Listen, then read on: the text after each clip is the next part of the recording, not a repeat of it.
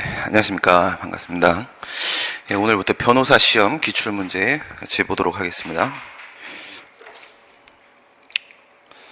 13년도부터 시작해서 17년도까지입니다. 첫 번째 문제 보시면은 행정심판 청구기간과 행정소송의 제소기간 얘기하는 거죠. 청구기간, 제기기간. 심판 같은 경우에는 행정심판법 제27조의 근거를 두고 있고, 행정소송은 행정소송법 제20조의 근거를 두고 있고, 우리가 합쳐서 쟁송제기기간 또는 불복기간이라고 말을 하게 됩니다. 고시 또는 공고에 의해서 행정처분을 하는 경우에 고시공고 방식으로 한다. 어떤 방식이 아니다. 송달의 방법으로 하는 것이 아니다. 송달 방식이 아니다. 처분의 방식을 말하는 것이죠. 행정처분을 하는 경우에는 고시 또는 공고가 효력이 발생하여도 효력의 발생 시점이 5일일 수도 있고 그 다음에 14일일 수도 있고 이렇죠. 5일 같은 경우에는 일반 처분입니다. 일반 처분의 경우에 있어서는 고시 공고 방식으로 했을 때 5일 뒤에 효력이 발생을 하게 되고 그리고 14일은 개별 처분입니다. 개별 처분. 그날 이해관계인이 그 처분이 있음을 바로 알 수 없으므로 이해관계인이 실제로 그 고시 또는 공고된 처분이 있음을 알게 된 날, 실제로 알게 된 날, 현실적으로 안 날을 말하는 겁니다. 현실적으로 안 날. 현실적으로 안 날 제소기간의 기산점으로 삼아야 한다라고 얘기를 하고 있는데, 고시나 공고의 방식으로 이루어졌다라고 하게 되면은 특별한 언급이 없는 이상 일반 처분이다 이렇게 전제를 하셔야 되겠습니다. 그래서 우리가 항상 해왔던 대로 개별 처분하고 그 다음에 일반 처분하고 이렇게 우리가 구분을 했고요. 제가 사용하는 방법을 그대로 따라가시기 바랍니다. 했을 때 개별 처분은 원래 원칙적으로는 송달의 방식으로 처분을 하게 될 것이고, 얘는 이제 고시의 방법으로 예외적으로 할 수 있고, 일반 처분은 원래부터 송달을 할 수가 없기 때문에 고시의 방법, 고시나 공고의 방법으로 처분을 하게 된다. 효력의 발생 시점은 얘는 도달주의 원칙에 따라서 도달되었을 때, 얘 같은 경우에는 14일 행정절차법 적용을 받게 되고, 얘는 5일 뒤에 그 효력이 발생을 하게 된다. 공고문서의 효력 발생한 날, 그 시점이 바로 처분의 효력 발생한 날이 되는 것입니다. 이 효력 발생한 날이 바로 처분의 효력 발생한 날이 되는 것이고, 이렇게 했을 때 얘 같은 경우엔 상대방이고 상대방이 알 것이기 때문에 주관적 제소기간에 적용을 받게 되고, 얘 같은 경우에도 주관적 제소기간에 적용을 받게 되고, 죄송합니다. 얘 같은 경우에는 객관적 제소기간에 적용을 받게 되고, 얘 같은 경우에는 주관적 제소기간에 적용을 받게 됩니다. 그 이유가 뭔지를 생각을 해보셔야 되는 건데, 상대방의 경우에 있어서 얘는 현실적으로 안 날입니다. 현실적으로 안 날. 그 다음에 개별 처분이기 때문에 얘도 현실적으로 안 날입니다. 현실적으로 안 날. 그런데 지금 문제에서 잘 이야기해 준 대로 그 이해관계인이라고 하더라도 고시나 공고 방식으로 처분을 하게 되면은 그 사실을 알기가 힘듭니다. 알 수가 없습니다. 그러니까 현실적으로 안다고 봐야 되는데, 이게 이제 인정되기가 힘든 것이기 때문에 그래서 객관적 제소기간에 적용을 받게 된다 이렇게 말을 하게 되는 것이고, 얘 같은 경우에는 현실적으로 안 날이 아니라 일률적으로 안 것으로 의제를 해버리게 되죠. 일률적으로 안 것으로 의제를 하니까 안 날이 돼버린 것이고, 안 날이 됐으니까 얘는 주관적 제소기간 적용을 받게 된다 이거예요. 그래서 알게 된 날을 제소기간의 기산점으로 삼게 된다. 지금 얘기하는 것은요, 고시공고 방식으로 했다 그러면 일반 처분 쪽이다 라고 우선 여러분들이 생각을 해 주셔야 되는 것이고, 현실적으로 안 날이 아니라 일률적으로 안 날 이겁니다. 일률적으로 안 날. 그래서 틀린 질문이 되겠고요. 그 다음 행정심판의 경우에 행정처분의 직접 상대방이 아닌 제3자는 처분이 있음을 곧 알 수 없는 처지에, 알 수 있는 처지에 있지 않기 때문에 위 제3자가 행정심판의 청구기간 내에 처분이 있음을 알았거나 쉽게 알 수 있었다는 특별한 사정이 없나. 요게 이제 정당한 사유가 깨지는 경우죠. 정당한 사유가 우리 판례가 말하는 것은 알거나 아니면 충분히 알 수 있었다 라는 사정이 있지 않은 이상 정당한 사유가 깨지는 경우고, 이런 경우에는 있었던 날부터 180일에 청구기간의 적용을 배제할 정당한 사유가 있는 때에 해당을 한다.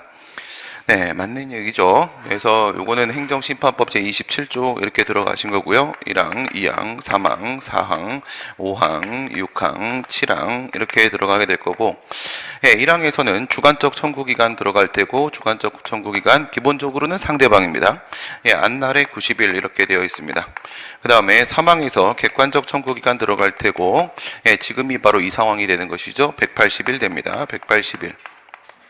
있은 날에 180일 되는 것이고 여기서는 플러스 알파로 정당한 사유가 인정될 수 있는데 저런 경우엔 정당한 사유가 부정되게 될 것이고요. 중간에 2항에 보시게 되면 불가항력에 대한 규정이 있습니다. 불가항력, 천재지변, 사변 등이 있는 경우에는 심판 청구가 안 되기 때문에 이럴 때는 끝나고 나서 그 사유가 해소된 다음에 14일 안에 심판을 청구하도록 되어 있고요. 그 다음에 4항에서는 그것은 불가변력이다 이렇게 되어 있고요. 불가변력은 요 14일이 불가변력이고 그리고 요 90일이 불가변력이다 이렇게 되는 거고, 그 다음에 5항에는 오고지의 효가 긴 기간으로 알려줬을 때는 그 기간 안에만 제기하면 되는 것이다. 그 다음에 6항에는 불고지의 효가 고지제도 얘기하는 거죠. 청구권을 알려주지 않았을 때는 사망 적용하도록 한다.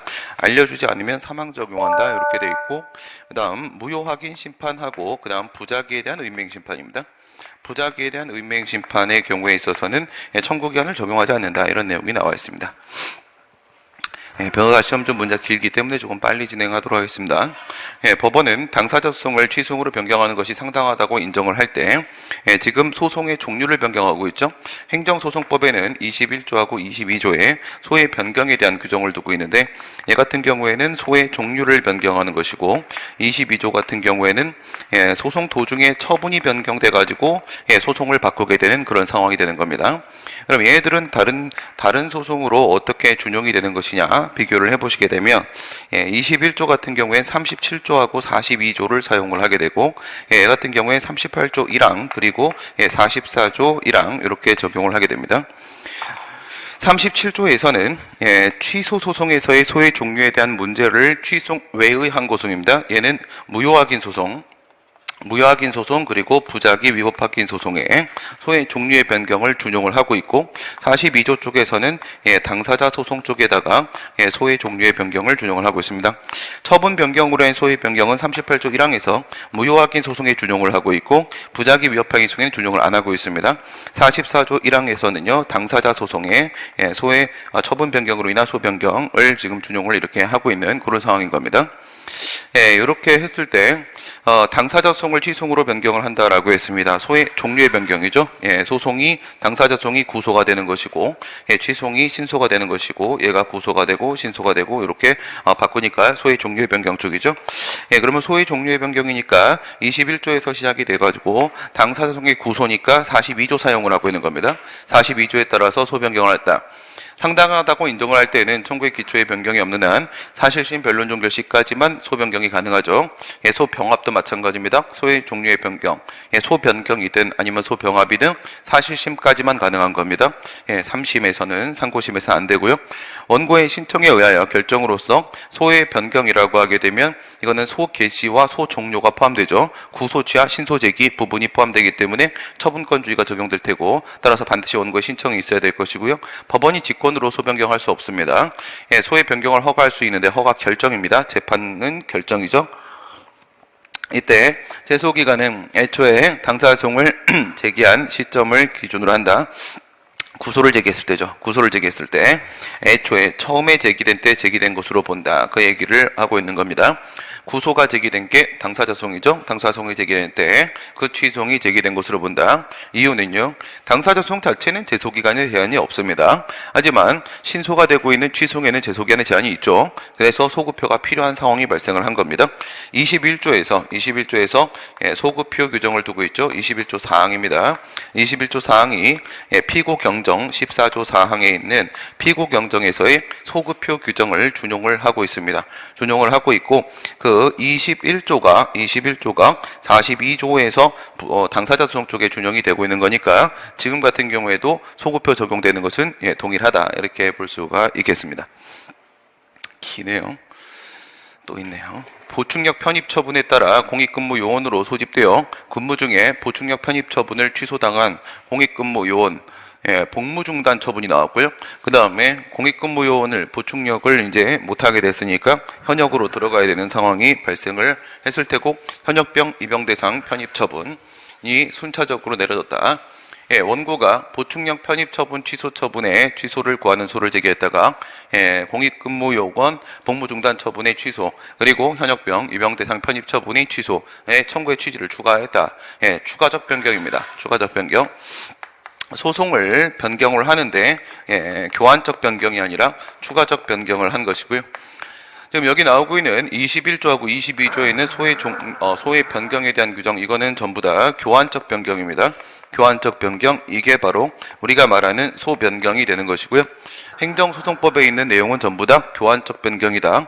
그러면 여기에 있는 이 추가적 변경은 이건 뭘 말하는 거냐? 이거는 소병합이죠. 소병합을 말하는 겁니다. 추가된 부분의 제소기간은 청구 취지, 추가 신청, 병합 청구 얘기하는 거죠. 추가 신청, 소병합의 병합 청구. 병합 청구가 있은 때를 기준으로 한다. 우선 맞는 얘기인데요. 기본적으로 뭘 생각을 해보시게 되냐면, 여기서 첫 번째 있는 보충력 편입 처분에 대한 취소 처분이 나왔다. 그러면 그거를 우리가 1처분이라고 생각을 해보시고, 1처분이 보충력 편입 처분의 취소 처분입니다. 그 다음 두 번째는요, 복무 중단 처분. 복무 중단 처분을 우리가 2처분이라고 생각을 해보시고, 그 다음에 현역병 입영 처분, 요것을 우리가 3처분이다 이렇게 생각을 해보시게 되면, 물론 얘네들은 단계적으로 이루어지고 있는 것이 맞습니다. 얘네들은 뭐 하고 있어요? 단계적으로 이루어지고 있죠. 단계적으로 이루어지고 있는 처분이라고 하더라도 각각의 법적 효과가 전혀 다릅니다. 그렇죠? 보충력으로 근무하는 것을 못하게 막습니다. 그 다음에 보충력 중에서 지금 공익근무요원 중단을 중단시키는 겁니다. 그리고 이제 아예 새롭게 현역병 입영을 시키게 되는 겁니다. 각각의 법적 효과가 전부 다 다르다. 다 다르다. 그래서 이것은 전부 다 별개의 처분이다. 하나의 처분이 아니다. 별개의 처분이다 이겁니다. 전부 다 별개의 처분이 되는 것이고, 지금 여기에 대한 소송이 지금 들어가 있는 상황이고요. 그 다음에 이것들에 대한 소송입니다. 이것들에 대한 소송을요, 여기다가 지금 뭐 하는 거예요? 병합을 청구하는 겁니다. 이렇게 병합을 하게 된다. 그럼 이 병합에 있어서 소변경하고 비교를 해보시게 되면 병합 쪽에는 소급표 규정이 없습니다. 병합 쪽에는 소급표가 없습니다. 소변경 쪽에만 소급표가 있는 겁니다. 그러니까 병합에서 원칙적으로 소급표가 인정이 안 되는데 이거를 피해버리는 방법은 몇 가지가 좀 있을 수는 있습니다. 어떻게 피해버릴 수 있어요? 예를 들어가지고 병합인데 병합을 청구한다고 했는데 근데 그게 실은 변경인 거야. 실은 변경인 거야. 그래서 대는 소를 포함한다. 그래서 소병합 청구지만 그것은 실질적 의미의 소변경 신청이다 라고 볼 수가 있다면 뭐 얘기하는 거예요? 광주민주화운동 보상금 청구 소송 얘기하는 것이죠. 거기 같은 경우에는 소병합 청구를 했었지만 재판부가 뭐라고 했냐? 이건 사실은 소변경 신청이다. 대는 소를 포함한다. 이렇게 들어가면 소변경이잖아요. 이렇게 들어가면 소변경이 되니까 그러면 소급표가 인정될 수도 있는 겁니다. 그 다음에 이런 식으로 볼 수가 있다면, 만약에 이 세 친구가 하나의 처분이다 이렇게 볼 수가 있다면, 세 친구가 하나의 처분이다 이렇게 볼 수 있다면 또한 예외를 인정할 수가 있는 것입니다. 결국은 같은 처분이니까 이 소송도 이 소송이 제기된 때 제기된 것으로 인정이 될 수도 있습니다. 전부가 하나의 처분이라고 볼 수 있다면, 근데 지금은 뭐예요? 각각의 별개 처분이다 이렇게 봤잖아요. 그렇죠? 만약에 그것을 하나의 처분이다 이렇게 볼 수가 있다면 또 상황은 달라질 수가 있습니다. 그렇죠? 그 다음 또 뭐가 있을 수 있습니까? 대는 소를 포함하다가 또 들어갈 수가 있습니다. 그러니까 처음에 무효확인 소송을 제기해 놓은 상태고요. 그 다음 예비적 병합으로 취소 소송을 갖다가 붙이는 그런 상황입니다. 그러면 무효확인 소송, 무효확인을 구하는 취지에는 취소를 구한 취지가 포함된다고 볼 수가 있기 때문에 그러한 경우에도 역시 소급표가 적용될 수가 있는 겁니다. 그 취소 소송은 무효확인 소송을 제기한 때 제기된 것으로 인정될 수가 있습니다. 요건 뭐예요? 요거는 이제 무효확인 소송은 취소 소송을 포함한다. 여기 첫 번째에 있는 거하고 세 번째에 있는 거하고 1번하고 3번 같은 경우에는 대는 소를 포함한다 라는 논법을 가지고 소급표를 적용시킬 수도 있습니다. 근데 지금은 다 그에 해당하지가 않습니다. 그럼 정상적으로 소병합에 대한 문제가 되는 것이고, 소급표가 없으니까 이 소병합을 청구한 시점에, 그 청구한 시점이 이 2번에 대한 소송, 3번에 대한 소송을 제기한 시점이 돼버리는 것이고, 그때 제소기간을 정상적으로 준수하고 있었어야 된다라는 결론이 나올 수밖에 없는 겁니다. 문제가 상당히 좀 난도가 있죠. 이런 식으로 들어와 줄 겁니다. 이제 2018년도부터. 변호사 시험보다 여러분들이 행정법이 선택 과목 변경되기 전에는 변호사 시험보다 여러분 시험이 더 어려웠습니다. 더 어렵습니다. 그게 원래 정상적인 행정법입니다. 그러니까 지금 최근의 문제는 이건 행정법 문제가 아닌 겁니다. 상당히 쉬운 문제인 거예요. 이렇게 변해가는 과정입니다. 국세 부과 처분에 대한 이의 신청에 있어서 재조사 결정이 내려지고 그에 따라 후속 처분이 내려진 경우에 재조사 결정에 따른 심사청구기간이나 심판청구기간은 이의신청인이 후속처분의 통지를 받은 날부터 기산을 하게 되는 것이다. 그래서 우리가 세금이 나왔습니다. 지방세 아닙니다. 예, 지금 국세 얘기하고 있는 거고, 예, 국세처분이 나왔습니다. 국세처분에 대한 불복하는 방법은 첫 번째 단계에서 이의신청을 들어갈 수가 있겠죠. 이의신청은 세무서장이나 지방국세청장한테 들어갈 수 있습니다. 과거에는 필요주의였었고 지금은 이게 임의주의죠. 그리고 나서 이제 행정심판 들어갈 수 있습니다. 이 이제 행정심판이라는 것은 이 행정심판은 국세청장에 대한 심사청구나 조세심판원에 대한 심판청구 둘 중에 하나죠. 둘 중에 하나 또는입니다. 또는 둘 다 거쳐야 되는 것도 아니고 둘 다 거칠 수 있지도 않습니다. 받아주지도 않습니다. 둘 중에 하나가 되는 것이고 그리고 나서 이제 행정소송 이렇게 들어갈 거 아니겠습니까? 이렇게 들어갈 때 지금 같은 경우에는요. 얘는 심판을 청구하기 위한 반드시 거쳐야 되는 절차 아니고요. 얘는 임의주의가 적용되는 것이고 그 다음에 여기에는 이제 필요주의가 적용되는 것이고 이렇게 들어갑니다. 이렇게 했을 때 여기에서 재조사 결정이 나올 수 있고 여기에서 재조사 결정이 나올 수 있고 여기에서 재조사 결정이 나올 수 있고 그렇습니다. 그러니까 다시 정리하게 되면 이의 신청에서 재조사 결정이 나올 수 있고 행정심판에서도 재조사 결정이 나올 수가 있습니다. 국세기본법에 그렇게 돼 있단 말이에요. 그럼 여기서 재조사 결정을 하게 되면요. 여기서 재조사 결정을 하면 그 다음 단계는 심판 청구예요. 그렇죠? 그 다음 단계는 반드시 거쳐야 되잖아. 소송을 제기하기 위해서는 심판을 반드시 필요주의 거쳐야 되는 거니까 이의 신청을 거친 다음 상태에서는 심판을 반드시 들어가야만 하는 겁니다. 그 다음에 심판을 거친 상황이다라고 하게 되면 그 다음 소송밖에 안 남아있는 상황인 겁니다. 그러면 이거 끝났으면 일로 가야 되는 거죠. 그러니까 이의 신청에서 재조사 결정이 나온 상황이다. 여기도 나올 수 있다고 했죠.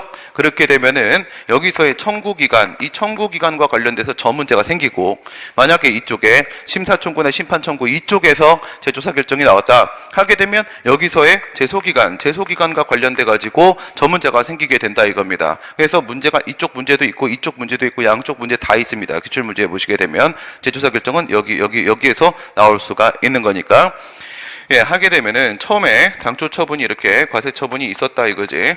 당초 처분이 있고 그 다음에 재조사 결정이 있었다. 재조사 결정 다시 조사하겠다 라고 얘기한 거예요.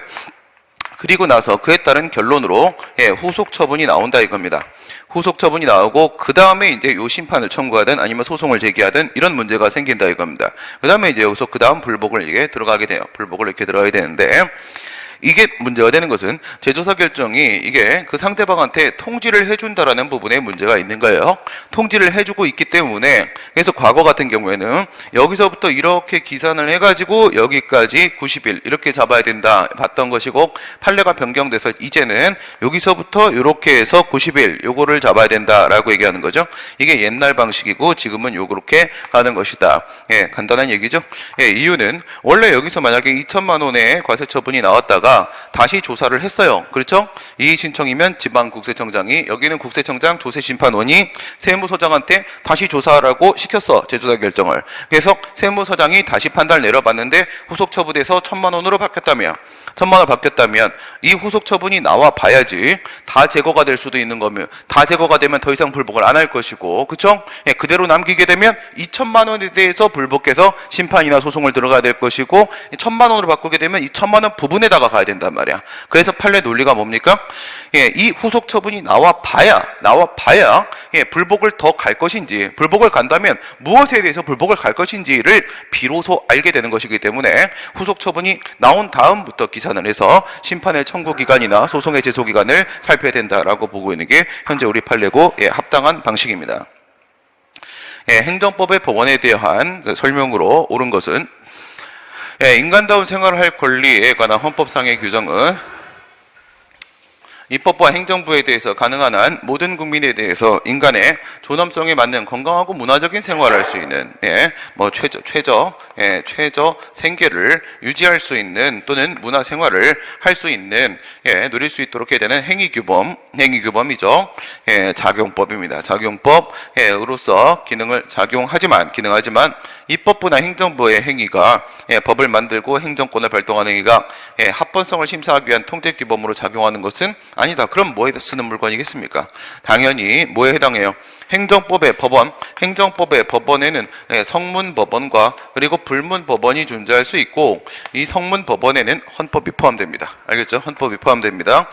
헌법, 법률, 대통령령, 총리령, 부령, 광역조례, 광역규칙, 기초조례, 기초규칙 다 포함되는 것이죠. 역시 이것도 행정법의 법원에 포함되니까 작용법이 맞고, 입법부나 또한 행정부의 행위에 대한 통제수단, 헌법에 위반되면 위법한 행위가 되는 것이 맞고요. 위법한 행정처분이라도 수차례에 걸쳐서 반복적으로 행해져 행정관행이 된 경우에는 행정청에 자기구속력 간다. 자기구속 원칙에 대한 얘기를 하고 있는 거죠. 요번엔 불문법원 들어갑니다. 불문법원으로서 조립법에 해당하는 불문법원으로서 조립법에 해당하는 행정법의 일반 원칙 얘기를 하고 있는 건데, 비평신자, 목동, 부실사의 자기구속 원칙 얘기하는 거죠. 자기구속 원칙의 적법성의 한계 얘기하는 겁니다. 적법성의 한계, 위법한 들어와 버렸죠. 위법한 들어왔으니까 평등 원칙으로부터 도출이 되는 것이고, 위법 앞에 평등 없다. 그렇다면 위법한 선례 앞에 자기구속 없다. 이렇게 결론을 내리시면 되겠죠. 자기구속 원칙의 적법성의 한계입니다. 같은 정도의 비위를 저지른 자들임에도 불구하고요. 조심하시고요. 이거 이제 장난 삼아서 그 점수 내기로 고스톱 쳤던 거. 근데 어떤 사람들 같은 경우에는 견책을 하고 어떤 사람 같은 경우에 파면 처분을 했다. 그러면 평등원칙에 위반된다라고 봤었잖아. 거기다 한 번 꺾기 들어간 겁니다. 꺾기. 저지른 자들이 똑같은 잘못했습니다. 직무의 특성에 비추어서 개인의 개정의 정이겠죠? 개정의 정. 개정. 그러니까 개정할 수 있는 사정이 인정되는지 여부에 따라서 그 양정이 달라질 수 있는 겁니다. 징계 처분의 내용 달라질 수 있는 것이죠. 그래서 어떤 친구 같은 경우에는, 갑이라는 친구는 그동안 이 똑같은 잘못을 계속 범해하고 있는 거야. 뭐라고 해도 계속 그래. 근데 얘는 처음이야. 그렇게 되면 당연히 서로 합리적 차별 사유가 있는 것이고, 그에 따라서 누구는 더 중징계를 하고 누구는 더 경징계를 하고 하는 것이 충분히 가능한 것이겠죠. 행정청의 행위에 대한 신뢰보호 원칙의 적용 요건 중에 하나인 행정청의 견해 표명이 정당하다고 신뢰하는 데 대한 규칙 사유 뭐 얘기하는 겁니까? 보호가치 얘기하는 거죠. 선보처인반에서 보호가치는 신뢰, 보호 부분 얘기하는 겁니다. 규칙 사유가 있으면 보호가치가 없다라고 판단을 해야 될 것이고, 그 판단을 함에 있어서 규칙 사유의 유무는 그 상대방 국민과 함께 그로부터 신청 행위를 위임받은 수임인 등의 관계자 모두를 기준으로 해야 된다. 맞는 얘기죠. 대리인도 포함을 시키는 겁니다. 그죠? 대리인은 그 사람의 행위로 봐야 되는 것이기 때문에 수임인, 대리인 역시 기준으로 삼는 게 맞습니다. 재량권 행사의 준칙인 행정규칙이 그 정한 바에 따라 되풀이돼 시행된 행정관행이 이루어지고 자기구속 원칙 얘기하려고 하는 거죠. 저런 식으로 재량준칙 나오면 여기 설명 잘해줬습니다. 행정규칙 형식의 행정규칙을 전제로 해서 푸셔야 되는 겁니다. 평등원칙에 따라 행정기관이 규칙에 따라 자기구속을 받게 된다. 지금 자기구속 원칙 얘기하는 거고요. 평등원칙에부터 도출됐다. 이건 학설의 입장입니다. 판례는 뭐라고 얘기해요? 평등원칙 및 신뢰원칙으로부터 도출되었다라고 해서 양다리 걸치죠. 양다리. 특별한 사정이 있는 경우에도 행정규칙에 따라야 될 절대적 구속력이 발생한다. 그대로 자기구속력이 인정된다? 아닐 수도 있습니다. 특별한 사정이 있다라고 했잖아요. 특별한 사정. 이건 뭘 얘기하는 거예요? 방금 전에 위에서 적법성의 한계, 위법한 행정처분이 반복됐다라고 얘기했다고 하게 되면요. 이건 시간상 한계 얘기하는 겁니다. 시간상 한계. 자기구속 원칙에 보게 되면 그 적용 요건을 충족했다고 할지라도 재량행위입니다. 제3자에 대한 선례가 있습니다. 차별이 발생했고 그게 동종의 사안입니다. 이렇게 자기구속 원칙의 적용 요건이 충족된다라고 하더라도 위법한 행위에 대해서는 자기구속 원칙 적용 안 되죠. 적법성의 한계가 존재할 수 있습니다. 다른 행정청의 행위에 대해서는 자기구속이 적용되지 않죠. 장소적 한계가 있을 수 있습니다. 그 다음 사정 변경이 발생해서 그 관행으로부터 이탈이 정당화될 수 있는 경우도 있을 수 있습니다. 그렇기 때문에 여기서 시간상 한계가 있을 수 있습니다. 여기 얘기하는 겁니다. 시간상 한계에서 사정 변경 등이 발생을 해서 기존의 행정 관행으로부터 이탈이 정당화될 수 있고, 또한 새로운 그러한 방식이 또 다시 관행을 형성할 수 있는 정도의 수준이라고 보여진다면 자기구속 원칙의 위반을 인정하지 않습니다. 자기구속 원칙의 한계 중에 시간상 한계 부분을 지금 얘기하고 있는 것이고요. 23번입니다. 무효인 행정행위에 관한 다음의 설명 중에 옳은 것을 모두 고른 것은, 그래도 오늘은 조금 짧으네요. 적법한 건축신고에 의하여 건축된 건축물에 대한 철거 명령은 예, 하자가 중대하고 명백하게 당연 무효라 할 것이고, 그쵸? 예, 적법한 신고에 의해서 나온 건물이라고 하게 되면 그건 적법 건축물입니다. 그죠? 예, 적법 건축물, 무신고 건축물이 아니라 신고 건축물입니다. 예, 적법 건축물, 불법 건축물이 아니고요. 예, 적법 건축물에 대해서 적법 건축물 왜 철거합니까? 그에 대한 철거 명령을 했다라고 하게 되면 이 철거 명령은 대도하는 것이기 때문에 압불사라고 했습니다. 압불사면 무효 사유에 해당한다. 중대 명백해서 무효 사유가 맞는 것이고요. 예, 중대 명백이 맞다 이거죠. 중대 명백이 맞다. 이랬을 때 후행행위인 건축물 철거에 대한 대집행 계고 처분이 나왔다. 그리고 나서 행정 대집행이 이루어진다. 대집행이 나와서 여기서 계고까지 왔다. 이렇게 생각을 해보세요. 뒤에는 아직 안 갔고 행정 대집행 이렇게 들어왔다. 그러면 앞에 있는 지금 이 철거 명령이 무효 아닙니까? 무효면은 의무가 없지 않습니까? 철거 의무가 없으니까 의무 불이행이 성립이 안 되지 않습니까? 의무 불이행이 없는데 대집행이 실행이 돼버린 겁니다. 시작이 돼버렸지 않습니까? 그러면 얘는요, 이 하자가 이 하자로 연속해서 이루어지는 거니까 바로 승계가 된다. 우리 잘 알고 있는 대로, 잘 알고 있는데, 이런 경우에는 하자 승계가 안 된다라고 얘기를 하지만, 그 하자 승계가 안 된다는 것은 선행행위가 취소 사유란 전제가 깔리는 거지 않습니까? 앞에 있는 행위가 무효면 당연히 승계된다라고 보잖아요. 당연히 승계되니까 이거 승계된 겁니다. 그 하자가 지금 여기서 이렇게 승계가 됐고요. 그러면, 여기에서 발생하는 위법, 여기서 발생하는 하자라는 것은, 위법이라는 것은 어디서 온 거다? 앞에 있는 철거 명령에서부터 온 것이다 이거예요. 그러면 출발점에서 중대 명백 여부를 판단 내리라고 했잖아요. 출발점 여기서 잡아드리라는 겁니다. 여기서 뭐였습니까? 중대 명백했었죠. 그러면 여기도 중대 명백한 위법이 될 수밖에 없는 것이고, 그 승계된 하자는 앞에 게 무효면 뒤에 것도 당연히 무효가 되는 것이라고 했습니다. 뒤에도 무효가 되는 게 맞고요. 환경예산평가 법령의 규정상 환경예산평가를 거쳐야 될 사업인데, 환경예산평가 대상사업, 환경예산평가법 제22조에 나와 있는 것들 얘기하는 것이죠. 환경예산평가를 거치지 아니하였음에도 불구하고 사업승인 처분했다. 중대 명백한 하자가 있어 당연 무효다. 맞는 얘기죠. 이렇게 돼버리면 환경영향평가 제도의 취지 자체를 아예 전혀 실현시킬 수가 없게 됩니다. 환경영향평가법의 그 제도적 취지를 전혀 실현시킬 수 없게 되기 때문에 당연 무효라고 보고 있습니다. 학교보건법 규정에 의해서 학교환경위생정화구역 내에서 금지된 행위 및 시설의 해제 여부에 관해서 행정처분 시에 학교환경위생정화위원회 얘네들이 이제 결정을 내리게 되죠. 학교환경위생정화위원회 심의를 거치도록 되어 있는데, 예, 위 심의에 따른 의결은 행정처분에 실질적 영향을 미칠 수 있으므로 무효다 아니죠. 이거는 취소 사유로 보고 있는 게 현재 우리 판례 입장입니다. 예, 특별한 이유를 제시하진 않았습니다. 판례가 취소 사유로 현재 보고 있는 중이고요. 쟤는 내부적 의결 기관이죠. 내부적 의결 기관입니다. 도지사의 권한에 속하는 행위가 군수에게 내부 위임이 되었다. 예, 저희 광역지자체장이 도지사가 되고 있는 거니까, 예, 군수는 언제나, 군은 언제나 기초지방자치단체가 맞습니다. 저건 행정구역에 불과하다. 이렇게 전락하는 경우 없습니다. 군은 언제나 지방자치단체가 맞고요. 예, 내부 위임된 경우에 예, 군수가 당의 행위를 자신의 명의로 했다라면 이는 형식의 하자밖에 없는 것이다. 그러니까 원래는 군수가 결정할 게 맞단 말이죠. 그런데 내부 위임했을 때는 위임청 명의로 처분을 해야 되는 거 아니겠습니까? 실제로 권한이 이전되는 것은 아니니까 위임청 명의로 처분을 해야 되는데, 근데 결정은 원래 누가 해요? 군수가 하는 거잖아. 내용은 바뀔 게 없다 이거죠. 그냥 이름만, 형식적으로 이름만 잘못 건 것뿐이다 라서 이것은 취소 사유에 해당한다 라고 보는 건 저고요. 그리고 예, 지금 판례는 이거를 형식의 하자로 안 보고 권한 없자의 행위다 이렇게 봐서 주체의 하자로 보고, 판례는 주체 하자는 원칙적으로 무효다 이렇게 처리하지 않습니까? 예, 무권한의 행위는 판례는 무효로 봅니다. 이건 제 견해입니다. 예, 소수설입니다. 제 생각. 예, 이건 제 견해고요. 물론 제 말이 맞는데, 하지만 판례에 따르면 틀린 겁니다.